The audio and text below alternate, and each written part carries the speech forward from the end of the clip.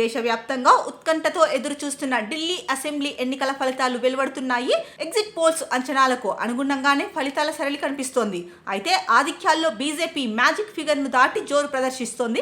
ఉదయం 11 గంటల వరకు వెలువడిన ఫలితాలను చూసుకుంటే ప్రస్తుతం కమలం పార్టీ 43 స్థానాల్లో ముందంజలో ఉండగా ఆమ్ ఆద్మీ పార్టీ 27 స్థానాల్లో ఆధిక్యంలో కొనసాగుతోంది. ఇక ప్రధాన పార్టీ కాంగ్రెస్ తొలుత ఒక చోట ముందంజలో ఉన్నట్లే కనిపించినా ఆ తరువాత వెనుకంజలోకి పడిపోయింది. ఏ స్థానంలోనూ హస్తం పార్టీ ప్రభావం చూపలేకపోయింది. ఇక ముఖ్యంగా ప్రముఖుల ఫలితాల సరళి చూసుకుంటే కనుక న్యూఢిల్లీ అసెంబ్లీ స్థానంలో ఆప్ జాతీయ కన్వీనర్ కేజ్రీవాల్ వెనుకంజలో ఉన్నారు. ఇక్కడ బీజేపీ అభ్యర్థి పర్వేజ్ సాహిబ్ సింగ్ వర్మకు స్వల్ప ఆధిక్యంలో కొనసాగుతున్నారు. అలాగే కాల్కాజీ స్థానంలో ఢిల్లీ సీఎం అతిషి వెనుకంజలో ఉన్నారు. జంగ్పూర్ లో మనీష్ సిసోడియా ముందంజలో ఉన్నారు. గాంధీనగర్ లో భాజపా అభ్యర్థి అరవింద్ సింగ్ లవ్లీ ముందంజలో ఉన్నారు. బద్లీ స్థానంలో కాంగ్రెస్ అభ్యర్థి దేవేంద్ర యాదవ్ వెనుకంజలో కొనసాగుతుండగా తొలి రౌండ్లలో ఆయన ఆధిక్యంలో కనిపించారు. ఇక ఓక్లా స్థానంలో ఆప్ అభ్యర్థి అమానతుల్లా ఖాన్ ముందంజలో ఉన్నారు.